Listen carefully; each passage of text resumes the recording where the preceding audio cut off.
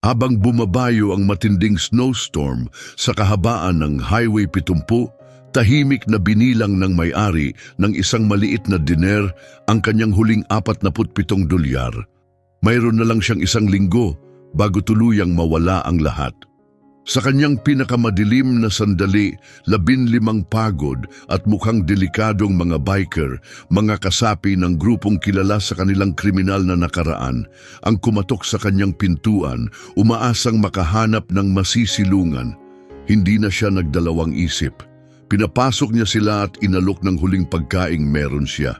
Kinabukasan ng umaga, umalingaw-ngaw ang malalim na ugong ng daan-daang motorsiklo sa labas ng kanyang maliit na restaurant. Pero bago natin ituloy ang kwento, sabihin mo muna sa comments kung anong oras mo ito pinapanood at kung saan ka nanonood. Sa loob ng Last Light Roadhouse, nakatayo si Grace Miller sa likod ng counter. Nakatitig sa lukot-lukot na mga perang hawak niya. Kupas at gusot na ang mga ito sa sobrang gamit.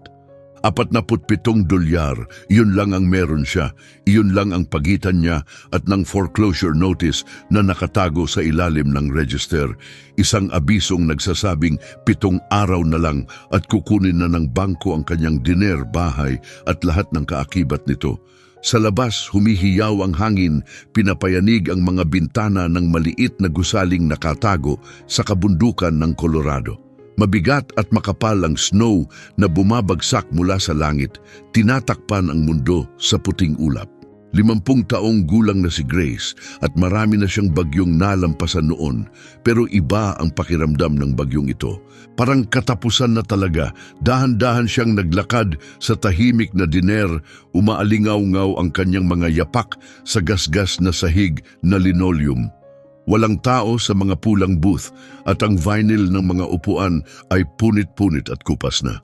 Pumapaltik ng mahina ang coffee machine, kalahating puno ng mapait na kape na nandoon na maghapon.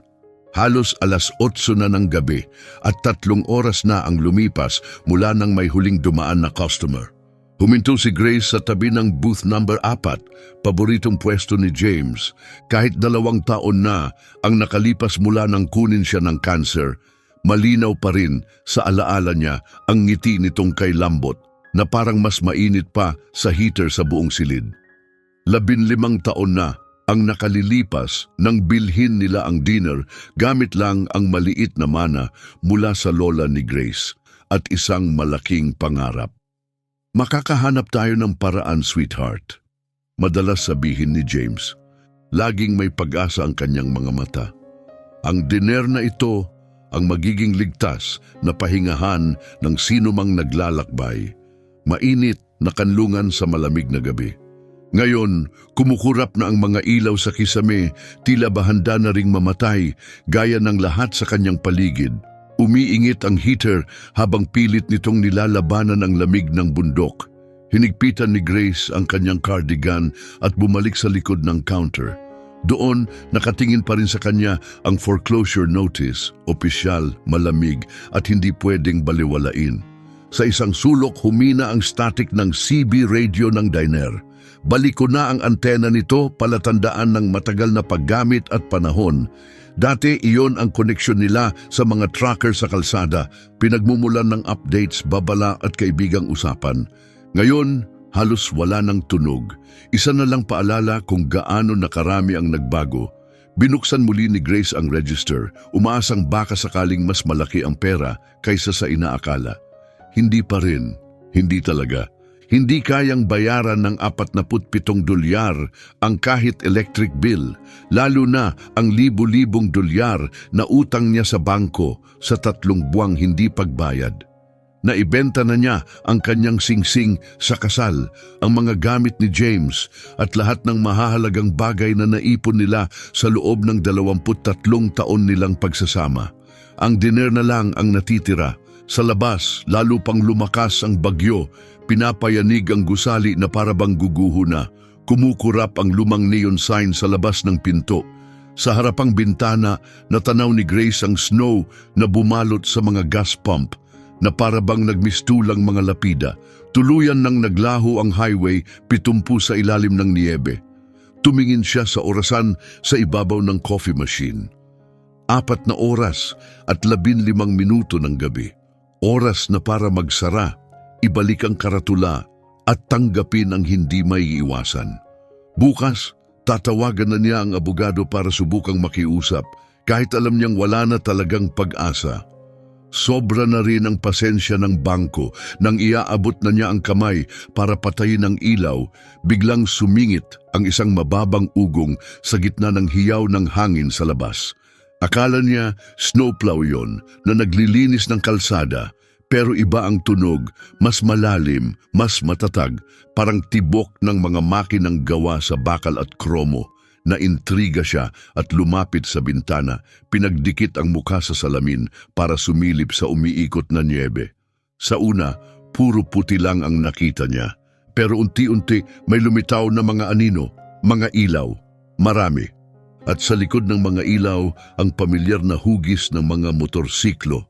Malalaki, posibleng mga Harley base sa laki at anyo. Lalong lumakas ang ugong habang papalapit sila. Ang mga makina nila'y parang sumisigaw sa gitna ng bagyo. Nabilang ni Grace ang 15 motorsiklo.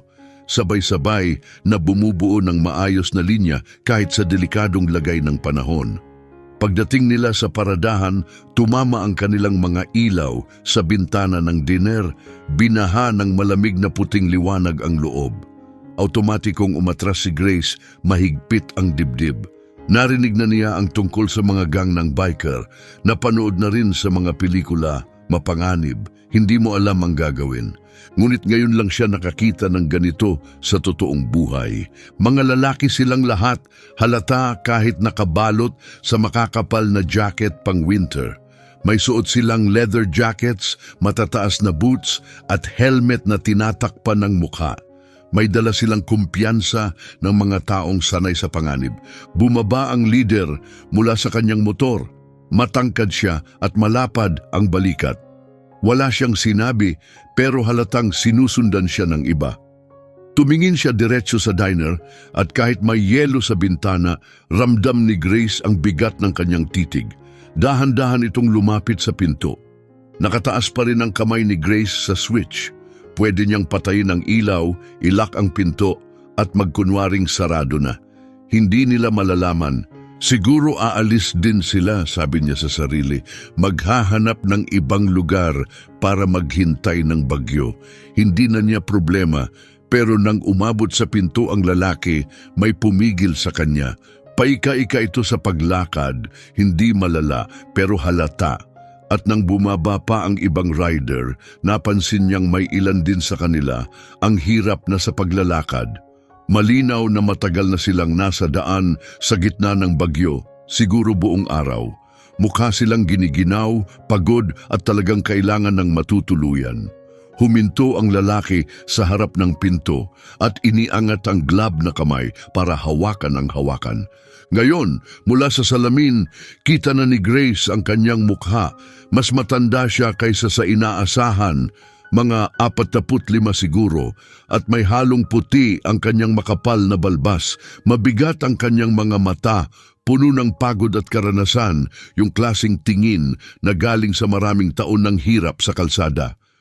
Mga matang alam ang sakit at nakikita rin ito sa iba. 3 beses siyang kumatok. Hindi malakas, hindi nakakatakot, pero may paggalang at tahimik na paghingi. Tumingin si Grace sa maliit na tumpok ng pera sa counter pagkatapos sa foreclosure notice at muli sa lalaki sa labas ng niyebe. Narinig na naman niya ang boses ni James sa alaala. Liwanag para sa mga biyahero, mahal, isang tahanan sa malayo, walang pag-aalinlangan. Lumapit siya at ini-unlock ang pinto. Sa pagbukas ni Grace ng pinto, parang humampas sa kanya ang nagyeyelong hangin. Pumasok ang niebe sa loob ng diner, agad na pinalamig ang buong lugar. Ang lalaking nasa pintuan ay balot na balot sa yelo. Nanigas ang kanyang leather jacket sa lamig at puti ang kanyang balbas sa yelo. Pero hindi siya nag-iisa. Sa likuran niya bumababa pa ang iba. Napalunok si Grace nang mapansin niyang hindi basta biker ang mga ito. May mga simbolo sa kanilang jackets na minsan na lang niyang nakita. Mga patch ng grupong may bigat sa mga daan. Isang kometang bakal sa loob ng bilog. Isang tuktok ng bundok na biniyak ng kidlat na pilak. 15 silang lahat. Malalaking lalaki na may makakapal na braso, magagaspang ang mukha at may presensya na automatikong pinapaiwas ang karamihan. Ang leader ay halos 6 na talampakan at 4 na pulgada. May mahabang buhok na halo ang puti at itim na katali sa likod. Ang kanyang balbas ay umaabot hanggang dibdib at puno ng tattoo ang kanyang mga braso, mga kwentong ayaw na sanang alamin ni Grace. May mahabang peklat sa gilid ng kanyang mukha mula sentido hanggang panga. Mapusyaw ang kanyang mga mata, kulay asul, malamig, matalim at puno ng bigat ng isang lalaking masyado ng marami ang nasaksihan. At marahil may mga bagay na pinagsisisihan. Ang iba sa kanila ay parang mga karakter sa pelikula tungkol sa mga biker. Isa ay ahit ang ulo at puno ng tattoo. Kabilang na ang isang guhit ng sapot ng gagamba sa kanyang leeg. Ang isa pa na tila nasa 50 na ay may mohawk at braso na sobrang laki na parang sasabog ang kanyang jacket. Ang pinakabata sa kanila, mga 25 lang siguro, ay may tapang sa tindig, parang sabik patunayan ng sarili sa loob ng grupong ito. "Ma'am," wika ng matangkad na lalaki, magaspang ang boses, marahil dahil sa lamig at panghabambuhay na paninigarilyo. "Alam kong malaking hiling ito, pero dire-diretso kaming bumiyahe ng 12 oras. Isinara na ang highway mga 10 milya pa atras at hindi na talaga kami makakarating pa ngayong gabi." Tumibok ng malakas ang puso ni Grace. Bawat hibla ng kanyang pagkatao ay nagsasabing isara ang pinto, ilock ito o tumawag ng pulis. Mukha silang kayang gibain ang diner niya nang hindi man lang hinihingal. At ang mga patch sa kanilang jacket ay hindi lang palamuti. Babala ang mga iyon, ngunit may kung anong nagpapatigil sa kanya. Sa kabila ng laki nila at mabagsik na hitsura, nanatili silang nakatayo sa niyebe, tahimik na naghihintay sa kanyang pasya. Wala ni isa ang lumapit, walang nagpilit pumasok. Nakalantad ang kamay ng leader at ang tindig niya'y mahinahon, halos mapagpakumbaba kahit sa laki niyang iyon. At sa kanyang mga mata sa likod ng pagod, nakita ni Grace ang isang bagay na hindi niya inaasahan. Isang marupok na pag-asa na pamilyar sa kanya. "Ilan kayo?" tanong ni Grace kahit alam na niya ang sagot. 15, sagot ng lalaki. "Ethan Carter ang pangalan ko. Galing kami sa Thunder Ridge Chapter. Kakagaling lang namin sa memorial service sa Denver. May dala kaming pera para sa pagkain at kape. Wala kaming balak manggulo. Kailangan lang talaga namin ng mainit na lugar para makaligtas sa bagyong to." Tumingin si Grace sa likod ni Ethan, sa iba pang miyembro na isa-isang nag-aalis ng helmet. Nakakatakot ang hitsura nila, mga tattoo, peklat at mga mukhang pinanday ng taon ng mahirap na pamumuhay. Mga kamay na tila sanay sa laban, pero may nakita rin siyang iba. Isang uri ng pagod na higit pa sa simpleng pagkapuyat. Ang klasing kapaguran na galing sa pakikipagbuno sa kalikasan ng matagal nang walang mapuntahan. Sa kabila ng panganib, nasa bingit na ang mga lalaking ito. "Pumasok kayo," sabi niya, sabay hakbang palayo sa pinto. "Kayong lahat." Napawi ang tensyon sa mukha ni Ethan sa mismong sandaling nagsalita siya. Tumango ito at marahang nagsabi, "Salamat." "Wala kayong ideya kung gaano kalaking bagay ito," dagdag pa niya. Ang tinig ay kalmado pero puno ng pasasalamat. Isa-isa silang pumasok, pinapagpag ang niebe sa kanilang boots at iniuga ang nagyeyelong mga jacket. Malalaki silang lalaki, yung klase ng taong sanay lumaban para sa espasyo, sa pamamagitan man ng reputasyon o pangangailangan. Habang gumagalaw sila, maririnig ang tunog ng leather sa kanilang jackets at kumikislap sa ilaw ng diner ang kanilang mga patch at pin. Bawat emblem ay may kahulugan, pangalan ng chapter, papel sa grupo, simbolo ng katapatan at kasaysayan mula sa mundong hindi kailanman ginagalawan ni Grace. Pero sa kabila ng lahat ng iyon, gumalaw sila sa kanyang maliit na diner na may nakakagulat na pag-iingat. Alam nilang malalaki sila at sinadyang magpakumbaba para hindi maging istorbo. Hinawakan pa ng lalaking may mohawk ang pinto para sa pinakabatang rider at napansin ni Grace na ilan sa kanila ay masinsinang nagpunas ng kanilang boots bago tumapak sa sahig. Muling binilang ni Grace habang pumapasok sila 15 gaya ng sinabi ni Ethan. Ang pinakamatanda, mga nasa 60, ay may luma at bordadong emblem sa likod. Isang bundok at kidlat, tanda ng kanilang chapter. Ang pinakabata, siya ring unang napansin ni Grace, ay nanginginig pa rin habang inaalis ang guwantes. Sa malapitan, mas mukha siyang estudyante sa kolehiyo kaysa miyembro ng isang matatag na motorcycle club. "Pumili kayo ng upuang bakante," sabi ni Grace habang bumabalik sa likod ng counter. "Magtitimpla ako ng bagong kape." Umupo sila sa mga booth at stool na parang nakahinga ng maluwag. Ang mga kasuotan nilang makakapal ay umuugong habang umuupo. Ngayon, wala nang tinatagong bagyo at napansin ni Grace ang mas maraming detalye. Makukulay na tattoo sa mga braso, ang pag-aalaga sa pagkakatatahi ng kanilang mga patch, at ang tahimik na ayos kung paano sila umupo. Ang mga veterano ay kumuha ng mas komportabling pwesto habang ang mas bata ay kusa ng umiiwas sa mga iyon. Ang pinakabata, tinawag siyang Alex ng isa sa mga kasama, ay umupo malapit sa bintana, nanginginig pa rin at sinusubukang damhin ang init. Isang mas matandang lalaking puno ng tattoo at may nakabordang Sergeant at Arms sa kanyang jacket ang umupo sa stool na pinakamalapit kay Grace. Tumango siya nang magtagpo ang kanilang mga mata. "Hindi ko na maalala kung kailan huling ganito kalala ang bagyo," ani Ethan habang umuupo malapit sa register. Nakabukas na ang kanyang jacket at napansin ni Grace ang ilang bagay. Isang malaking patch na nagsasabing President sa dibdib, ilang service ribbons na nagpapahiwatig ng dating serbisyo militar at isang maliit na pin ng watawat ng Amerika na tila tapat sa puso ng lalaking itinuturing ng marami bilang outlaw. Nagsimulang magbuhos si Grace ng mainit na kape sa makakapal na mug at ang pamilyar na kilos ay bahagyang nagpatahimik ng kanyang kaba.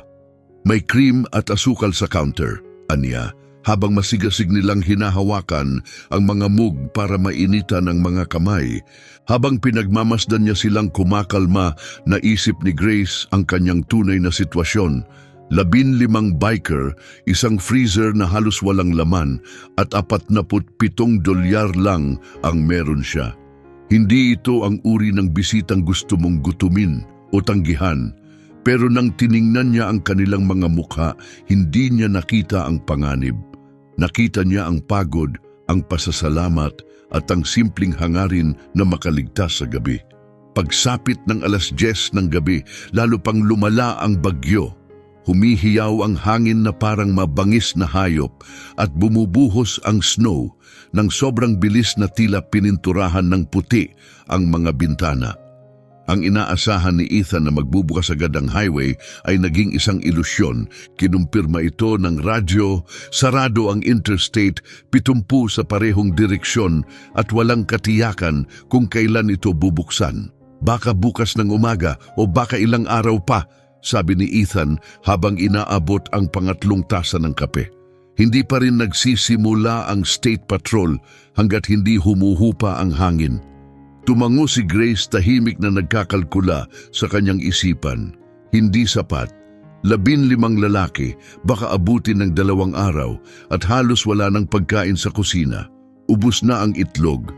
Ang bacon at hash browns, matagal nang naubos. Nakahanap siya ng ilang lumang dilatang sopas sa storage pero hindi ito sasapat. Ang 47 dolyar ay baka pwedeng ipambili ng grocery kung bukas lang sana ang mga daan at tindahan. Pero hindi, naipit na sila. Unti-unti nang nagre-relax ang mga biker, ginagawa ang lahat para maging komportable. Ang ilan ay nakatulog sa booth. Ang iba ay nagsasayang ng oras sa larong baraha gamit ang isang lumang baraha na kinuha ni Pedro, kung tama ang alala niya mula sa bulsa ng kanyang coat. Sinubukan nilang bayaran si Grace para sa pagkain pero tinanggihan niya. Hindi niya kayang singilin para sa mumunting pagkaing na ihain lang niya mula sa natira. Si Alex ay nakatulog na, nakasubsob ang ulo sa mesa, tuluyang nilamon ng pagod. Sa kanyang pagkakatulog, lalo siyang mukhang bata, mga 22 o 23 lang. Parang mas bagay siya sa silid-aklatan ng universidad kaysa sa magdamagang biyahe kasama ng motorcycle club. Si Frank, isa sa mga mas matatanda, ay marahang tinakpan si Alex ng kanyang jacket. Ang simpleng kilos na iyon ay mas tumimo kay Grace kaysa inaasahan niya. Namuo ang luha sa kanyang lalamunan. Parang anak ko siya, marahang sabi ni Frank nang mapansin niyang pinapanood siya ni Grace. Magkasing edad, magkasing igas ng ulo, laging gustong magpanggap na mas matatag kaysa sa totoo. Asan na ang anak mo ngayon? Tanong ni Grace. Afghanistan, sagot ni Frank. 3 deployment na niya. Dapat uuwi siya sa susunod na buwan kung magiging maayos ang lahat. May bigat ang boses niyang may halong kaba ng isang ama. Ang klasing pag-aalala na hindi nawawala kahit gaano pa katanda ang anak mo. Nagtimpla si Grace ng sarili niyang tasa ng kape at sandaling sumandal sa counter. Pinagmamasdan ng mga lalaking nasa paligid niya.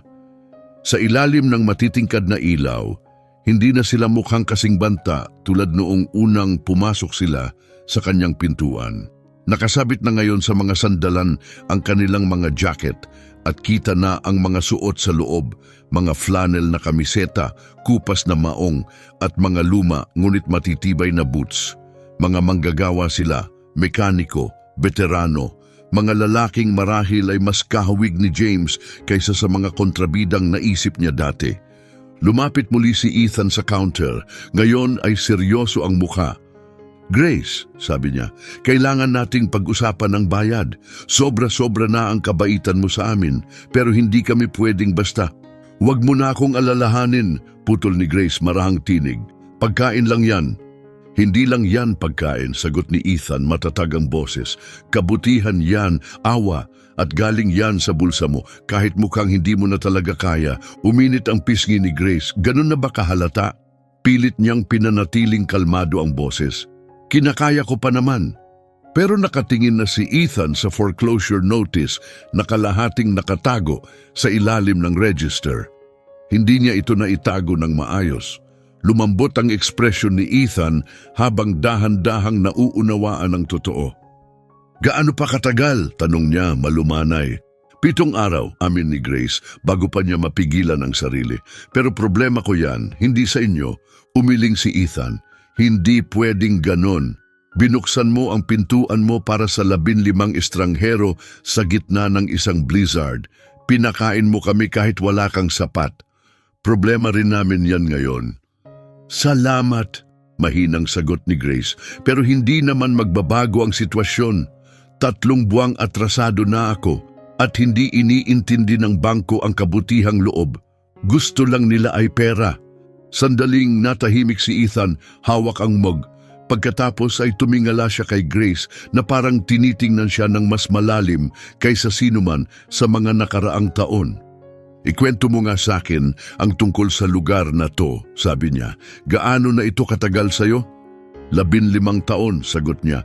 Binili namin ito ni James, ang asawa ko, gamit ang kaunting mana mula sa lola ko. Pangarap ito ni James, isang lugar kung saan pwedeng umasa ang mga biyahero na laging may mainit na pagkain at ngiti, kahit gaano pa kahuli ang oras. Mukhang mabuting tao si James, sabi ni Ethan. Pinakamabuti, bulong ni Grace, bahagyang nanginginig ang boses. Kinuha siya ng cancer 2 taon na ang nakalipas. Simula noon, sinusubukan ko na lang panatilihing buhay ang diner. Itinuro niya ang kumukurap na mga ilaw at bakanting mga booth. Pero hindi mo mapapatakbo ang negosyo gamit lang ang alaala. Dahan-dahang tumango si Ethan. Hindi nga, aniya, pero minsan mas malakas pa ang alaala kaysa sa inaakala natin. Tumingin siya sa counter. Halatang may malalim na iniisip. Wala si Grace ideya kung ano ang tumatakbo sa kanyang isipan. Paano kung sabihin ko sa iyong mas maraming taong natulungan ng diner na to kaysa sa akala mo? Tanong niya. Hindi ko maintindihan, tugon ni Grace. 15 taon ay matagal na panahon, sabi ni Ethan. Maraming dumadaan sa kalsadang to. May nawawala, may tumatakas, at may mga naghahanap lang ng pakiramdam na tao pa rin sila. Aakala mo ba natatandaan ko silang lahat? Tanong ni Grace, umiling. Libo na siguro ang dumaan dito. Pero tinulungan mo pa rin sila, di ba? Sabi ni Ethan, kahit isang tasa ng kape lang o isang mainit na lugar para makaupo. Minsan, sapat na yon. Ginawa ko lang ang kaya ko. Marahang sabi ni Grace. Lagi namang sinasabi ni James na dapat tayong maging liwanag. Parang ilaw sa beranda para sa sino mang naglalakbay. Ngumiti si Ethan sa sinabi niya. Isang tahimik at tila pamilyar na ngiti. Liwanag? Sambit niya. Oo, yan mismo ang meron ka. Bago pa makapagtanong si Grace kung ano ang ibig niyang sabihin, napatingin siya sa isa sa mga booth. Maingat na ginigising ni Pedro si Alex pabulong. Gising bata, nananaginip ka na naman. Mabilis na umupo si Alex, dilat ang mata at litong-lito. Tumingin siya sa paligid ng diner na parang hindi niya alam kung nasaan siya. Pagkatapos ay huminga ng malalim at kumalma. Pasensya na, mahinang sabi niya, masamang panaginip. Gusto mong pag-usapan? Tanong ni Pedro, nakasandal na. Sandaling nag-alinlangan si Alex pero nagsalita rin. Lagi na lang pareho. Naiwan ako sa isang madilim na kalsada, sira ang motor at wala akong makuhang tulong. Walang kahit anong ilaw, puro kadiliman, parang wala ng katapusan. Tumingin siya sa paligid ng mainit na diner, sa mga taong kasama niya at saka kay Grace. Tapos magigising ako at nandito ako at ayos na ang lahat. May kung anong kumilos sa kalooban ni Grace, tahimik, gaya ng isang pagtanto. Ilan na kayang tao ang pumasok sa lugar na ito na giniginaw, natatakot o nawawala at nakatagpo ng liwanag, init at seguridad sa loob ng mga pader na ito? Ilan na kaya ang umupo sa mga booth na ito, hindi alam kung gaano nila kailangan ang lugar na to hanggang sa maramdaman nila ito? Tumingin siya kay Ethan. Nakatingin pa rin ito sa kanya, may ngiting tahimik na parang alam na niya ang nasa isip ni Grace. Ano bang hindi mo sinasabi? Tanong niya. Wala namang hindi mo rin malalaman, sagot ni Ethan. Pero sa ngayon, tutok muna tayo. Sabi mo, 3 buwang atrasado ka sa bayad sa bangko. Tahimik na tumango si Grace. Magkano? 12,000, sagot niya. Siguro 15 kung isama ang mga penalty at interest. Huminga ng malalim si Ethan at napabulong ng mahaba. Hindi maliit yan. Mas malaki pa sa kaya ko, tugon ni Grace. Alam kong gusto mong tumulong pero hindi ka naman makakakuha ng 15,000 mula sa manipis na hangin. Tinanggap ko na. Baka panahon na para bitiwan ang lugar na to. Hindi, mariing sagot ni Ethan. Hindi pa oras. Hindi para sa lugar na ganito at hindi para sa taong katulad mo. Tumayo siya at kinuha ang kanyang telepono mula sa bulsa. May ilang tao akong kailangang tawagan. Tumalikod na siya para umalis pero muling lumingon. Grace, aniya matatag ang boses, huwag kang susuko. Narinig mo ako? Hindi pa tapos ang kwento mo. Pinanood siya ni Grace habang lumalakad papunta sa pintuan, marahil ay maghahanap ng mas maayos na signal at sa rason na hindi pa niya maipaliwanag na natiling nakatayo si Grace, pinagmamasdan siyang lumabas habang ang puso niya'y kumakabog na may dalang isang bagay na matagal nang nawala, pag-asa. Hindi alam ni Grace kung ano ang ginagawa ni Ethan o sino ang tinatawagan niya. Wala siyang ideya kung anong klaseng tulong ang sinusubukan niyang hanapin o kung may magagawa pa nga ba ito. Pero sa unang pagkakataon, sa mahabang panahon, may gumalaw sa kalooban niya. Isang maliit na apoy na matagal nang namatay. Pag-asa. Nang bumalik si Ethan mula sa labas, may niebe sa kanyang buhok at hindi mabasa ang ekspresyon ng kanyang mukha. Halos 1 oras siyang nasa Baguio, paikot-ikot habang nakikipag-usap sa telepono. Minsan, naririnig ang kanyang boses na lumalakas kaysa sa hangin. Sa loob, tahimik siyang pinanood ng ibang biker, nagpapalitan ng tingin na para bang may alam silang hindi pa alam ni Grace. "O kumusta?" tanong ni Pedro nang makapasok muli si Ethan at pinapagpag ang niebe sa kanyang boots. "Bukas ng umaga," sagot ni Ethan, kalmado pero sigurado. "O baka mas maaga pa kung luminaw na ang daan." "Bukas ng umaga, anong meron?" tanong ni Grace, litong-lito. Ngumiti lang si Ethan ng tahimik at muling nagsalin ng kape sa kanyang mug, walang idinagdag na paliwanag. Ang katahimikan ay tuluyang nabasag nang magsalita si Frank na buong gabi ay halos tahimik lamang. Abala siya sa pag-inom ng kape at paglalaro ng baraha. Pero ngayon, nakatingin siya kay Grace na parang binabasa ang kanyang mukha at nakaramdam siya ng kaunting kaba. "Alam mo," sabi ni Frank, mabagal ang pananalita habang pinagmamasdan siya, "parang pamilyar ka talaga sa akin." Tumaas ang kilay ni Grace. "Hindi siguro. Bihira lang akong umalis dito nitong mga taon." "Hindi," giit ni Frank, "mas sigurado na ngayon. Totoo yan." Ibaba niya ang kanyang mga baraha at yumuko ng bahagya, parang sinusubukang alalahanin ang matagal ng alaala. "Gaano mo na nga ba katagal ang diner na to?" 15 taon. At bago niyan, nakatira kami ni James sa Denver. Truck driver siya noon, mahahabang biyahe pa kanluran. Ako naman ang nasa dispatch ng kumpanya niya. Biglang pinalakpak ni Frank ang kanyang mga daliri ng malakas kaya napalingon ang buong grupo. "Ayun, Tom Parker. Ikaw ang nagligtas kay Tom Parker." Napakurap si Grace, naguguluhan. "Pasensya na pero parang hindi ko..." "Malaking lalaki, pulang balbas, nagmamaneho para sa Western Mountain Transport," dagdag ni Frank masiglana. Napakunot ang noo ni Grace habang pilit inaalala. Tapos bigla itong bumalik. Matinding alaala na higit 1 dekada na ang nakalilipas. Isang trucker na nagkaproblema. Nakita niya itong nakasubsob sa cab ng truck, hawak ang dibdib at halatang takot. Tumawag siya sa siyam isang-isa, pero dahil sarado ang daan dahil sa landslide, siya mismo ang nagdala sa lalaki sa ospital. Sa lumang pick-up niya, bumaba ng bundok ng mabilis. "Si Tom," mahinang sabi ni Grace habang bumabalik ang alaala. "Naalala ko na si Tom." "Biyenan ko siya," ani Frank, nakangiting malapad. "Pinakasalan niya ang kapatid kong babae, 5 taon na ang nakalilipas."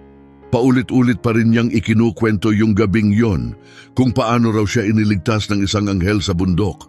Uminit ang mukha ni Grace sa hiya. Sabi niya, "Nanatili ka raw sa ospital buong gabi. Tinawagan mo ang asawa niya, sinigurong ayos siya, at binayaran mo pa raw ang parking fee niya nang hindi niya mahanap ang pitakan niya." "Wala yon," sagot ni Grace. "Pilit binabaliwala. Kahit sino gagawin yon." "Hindi lahat," matatag na sagot ni Frank. "At yun ang dahilan kung bakit mahalaga." Humarap siya sa grupo, medyo nilakasan ng boses. "Mga tol, mukhang nasa gitna tayo ng isang alamat." Ang salitang alamat ay parang sindi ng apoy sa buong silid. Umayos ng upo ang lahat, nagkatinginan at biglang nagsimula ang maiingay na usapan sa bawat sulok ng diner. May kanya-kanyang gustong ibahagi. Si Jose ang unang nagsalita. Naalala niyang dumaan siya rito 5 taon na ang nakalilipas nang maaksidente ang anak niya sa Denver.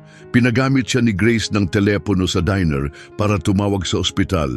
Tinulungan siyang maghanap ng pinakamabilis na ruta at binigyan pa siya ng sandwich para sa biyahe nang hindi siya makaisip kumain. Sumingit si Pedro. Isang gabing kagaya nito, nasiraan siya ng motor sa gitna ng snowstorm. Pinatuloy siya ni na Grace at James, pinakain at binigyan ng mainit na tulugan. Si James pa mismo ang tumulong mag-ayos ng motor. Walang singil kahit isang sentimo sa piyesa o sa trabaho. Pero ang pinakanakagulat ay nang magsalita si Alex, ang pinakatahimik at pinakanerbiyosong miyembro ng grupo. Mahina ang boses niya, halos hindi marinig, pero tahimik agad ang buong silid para makinig. Malamang hindi mo na ako natatandaan, sabi niya halos pabulong. Pero nakapunta na ako rito. 3 taon na ang nakalilipas. Nasa masamang kalagayan ako noon, dagdag niya, nanginginig ang boses. Ayaw na sa akin ng mga magulang ko, tumigil na ako sa pag-aaral, nawala ng trabaho, wala na akong direksyon, wala ng pag-asa. Papunta ako sa kanluran, sakay ng motor, walang plano, walang pera. Ang totoo, iniisip ko na ring wakasan ang lahat. Naramdaman ni Grace ang matinding bigat sa kanyang dibdib. Huminto ako rito kasi paubos na ang gas ko at lahat ng bagay sa akin paubos na rin. Ilang dolyar lang ang laman ng bulsa ko pero binigyan mo pa rin ako ng buong pagkain. Kape, pae, kompleto. Noong tinangkang magbayad ako, sinabi mo lang na mukha akong pagod at huwag ko nang isipin. Nangingilid ang luha sa mga mata niya. Tinanong mo kung saan ako pupunta. Sabi ko, hindi ko alam. Tumango ka lang. At sabi mo, minsan, ang hindi pag-alam ang simula ng pagkakatuklas. Tapos, binigyan mo ako ng business card. Sabi mo, baka may trabaho ang kaibigan mo sa Salt Lake kung handa akong subukan. Biglang sumiklab ang alaala kay Grace. Ang payat, mukhang gutom na binatilyo, may matang parang walang laman. Hindi niya na ito naalala ng mahabang panahon, pero ngayon ay malinaw ang lahat. Binago ng trabahong yon ang lahat, patuloy ni Alex. Tinanggap ako ng lalaking yon, tinulungan akong bumangon. Bumalik ako sa pag-aaral. Ipinakilala niya ako sa grupong to, dagdag niya. Tumingin sa paligid. Hindi mo lang pinuno ang tiyan ko, pinaniwala mo akong may mabubuting tao pa sa mundo. Walang nakaimik. Sa labas, humahagulhol ang hangin at ang tanging tunog sa loob ay ang patak ng kape mula sa pot. Nakatayo si Grace sa likod ng counter, hindi makakilos, pilit inaarok ang lahat. Ilang taon na siyang tumutulong sa iba pero hindi niya kailanman inisip na espesyal siya. Ginawa lang niya ang sa tingin niya ay tama, ang mga bagay na gagawin sana ni James. Marami pang kwentong kagaya niyan, marahang sabi ni Ethan. Matagal ka nang naging ligtas na kanlungan sa daang to, Grace. Wala kang ideya kung ilang tao ang hindi makakalimot sa ginawa mo para sa kanila. Dinner lang naman to, halos pabulong ang sagot ni Grace. Sinubukan ko lang maging mabait. At yan ang dahilan kung bakit ka natatangi, ani Frank. Bihira na ang kabaitan ngayon. Pero ikaw, ibinigay mo ito ng walang kapalit. Dahan-dahang naupo si Grace, nanginginig ang tuhod. Naisip niya ang lahat ng mukhang pumasok sa pintuan niya. Pagod na manlalakbay, natatakot na kabataan, malulungkot na trucker. Mga taong nasa krisis. Pinakain niya sila, binigyan ng init at pinabalik sa mundo na may kaunting lakas kaysa noong dumating sila. Hindi niya kailanman naisip na ganoon pala ito kahalaga. Yung mga tawag na ginawa ko ngayong gabi, sabi ni Ethan habang lumalapit, para yon sa mga taong kagaya ni Tom Parker, mga taong hindi pa nakakapagsabi ng salamat pero hindi ka rin nila nakalimutan. Wala kayong utang sakin, mahinang sabi ni Grace. Doon ka nagkakamali, sagot ni Ethan, at bukas makikita mo kung gaano ka nagkakamali. Sakto sa sandaling iyon na parang isinadya ng tadhana, may mga ilaw na lumitaw sa gitna ng malamig at puting dilim sa labas. Pero ngayon, hindi na motorsiklo ang mga yon, kundi mga kotse, truck at van. Mga ilaw na nagniningning na parang mga bituin sa gitna ng bagyo. Sumilip si Ethan sa bintana at ngumiti. O baka hindi mo na kailangan pang hintayin ang bukas? Ang unang sasakyan ay isang pickup mula sa Wyoming. Sumunod ang isang sedan mula sa Utah. Pagkatapos, isang malaking truck na may plaka ng Colorado.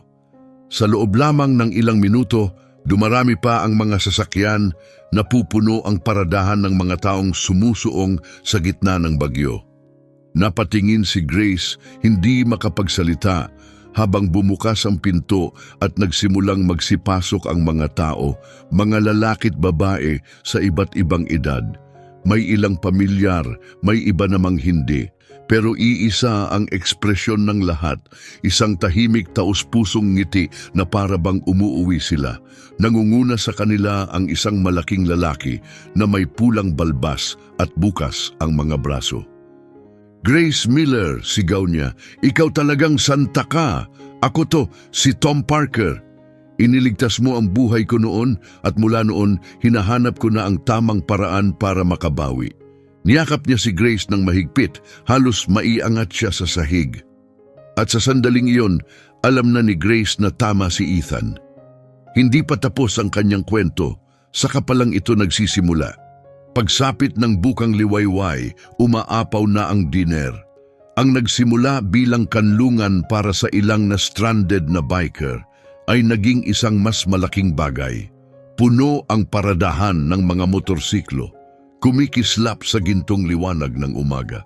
Naglakad si Grace sa gitna ng karamihan, puno ng pagkamangha, habang niyayakap ng mga lalaking nakasuot ng leather na jacket, mga taong naalala pa siya mula sa nakaraan. Hindi lang sila basta biker, galing sila sa iba't ibang lugar sa kanluran, mga lalaking madalas akalaing kriminal, pero buong dangal nilang suot ang kanilang mga patch kahit sa gitna ng lamig. Hindi pa rin ito parang totoo. Mahinang bulong ni Grace kay Ethan na kalmadong nag-aayos ng kaguluhan. Nang marinig ng network na naipit ang grupo ni Ethan Carter sa diner ni Grace Miller, paliwanag ni Frank, nagsimula ng gumalaw ang lahat. 500 milya sa lahat ng direksyon. Hindi ka lang basta babaeng nagpapatakbo ng roadside diner, Grace. Anghel ng Highway 70. Hindi lang alamat sa mga trucker. Kilala ka rin sa mundo ng mga biker. Tumingin si Grace sa paligid, halos hindi makapaniwala. May mga patch mula sa Oakland, Phoenix, Salt Lake, Denver. Mga taong maaaring hindi magkausap sa normal na pagkakataon ay ngayon ay magkakatabi, nagkakape at nagkukwentuhan sa kanyang maliit na diner sa bundok. Lumapit sa kanya ang isang dambuhalang lalaki na may burdang Oakland sa likod at mga braso kasing tibay ng bakal. 23 taon na ang nakalipas. Aniya, kalmado pero mabigat ang tinig. "Natagpuan mo akong walang malay sa niebe, dito mismo sa paradahan mo. May hypothermia ako. Tinawagan mo ang mga medic, sinamahan mo ako sa ospital at ikaw mismo ang tumawag sa asawa ko para sabihing buhay pa ako." Tinitigan siya ni Grace. Unti-unting binubuo ang alaala. Naalala na niya mas batang bersyon ng lalaking ito, halos nagyeyelo, at ang motor niya ay patay sa gitna ng snowstorm. "Rob Hunter, Big Rob," sabi niya, iniabot ang malaking kamay. "Ako na ngayon ang namumuno sa Oakland chapter at utang ko sa iyo ang lahat." At parang pumutok na gripo ng alaala, tuloy-tuloy ang mga kwento. Isang rider mula Phoenix ang nagkwento kung paano nasiraan siya ng motor sa gitna ng bagyo at pinatulog siya ni Grace at James sa booth habang naghihintay ng pyesa. Isang lalaki mula Denver ang naalala ang araw na naaksidente ng malala ang anak niya. Ibinigay ni Grace ang mapa ng mga shortcut, tinuruan siya ng daan at nilagyan pa ng kape ang kanyang travel mug. Pagkatapos ay lumapit si Ethan, may hawak na makapal na sobre. Seryoso ang mukha at matatag ang tinig. "May 68,000 dolyar dito, aniya. Cash. Galing sa bawat chapter na narito ngayong gabi." Napatitig si Grace sa sobre, nanginginig ang mga kamay. "Sobrang laki niyan. Hindi ko pwedeng tanggapin yan." "Pwede," sagot ni Big Rob, papalapit, matatag ang boses. "Pero may isang kondisyon," napakurap si Grace. "Anong kondisyon?" "Huwag mong isasara ang lugar na to," sigaw ng boses ng babae mula sa likod. Isang biker na may kulay ng Salt Lake chapter ang lumapit. Hindi pa nakakita si Grace ng babaeng biker mula sa ganitong grupo noon. "Ipagpatuloy mo lang ang ginagawa mo, maging andyan pa rin para sa mga tao." Inilatag naman ni Ethan ang isang malaking plano sa counter, isang blueprint. Simula ngayon, tatawagin na tong Midnight Haven, aniya, sabay turo sa disenyo. Opisyal na hinto para sa bawat chapter mula California hanggang Colorado. May bagong layout ang diner, may lounge para sa mga biker, secure na paradahan para sa mga motor, at maging workshop para sa mga sira. Gusto naming gawing opisyal ito, dagdag niya, Midnight Haven Biker Stop para sa lahat ng chapter sa buong kanluran. Panatilihin naming dumadaloy ang trapiko rito. Hindi mo na kailangang mag-alala sa mga gabing walang laman. Isang matandang biker mula Phoenix ang nagdagdag at bumubuo na kami ng team. Simula ngayon, protektado ang lugar na ito. Walang sino man ang pwedeng manakit sa'yo o sa diner na to. Kailanman, bigla namang nagingay ang CB Radio. Breaker 19, ito si Road Ghost. Tumatawag para sa Anghel. 40 motor ang paparating mula Salt Lake. ETA, 30 minuto. Kinuha ni Grace ang mikropono, nanginginig ang kamay. Ito ang Midnight Haven, tuloy ka Road Ghost. Angel, narinig naming may problema ka. Paparating na ang Salt Lake chapter.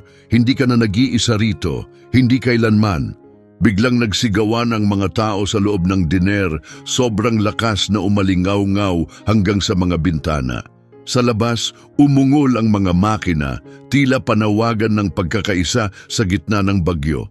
Bumalik si Ethan, may pangalawang sobre at marahang iniabot ito kay Grace. Mula kay Tom Parker, yan, anya. Prospect na siya ngayon sa Denver chapter namin.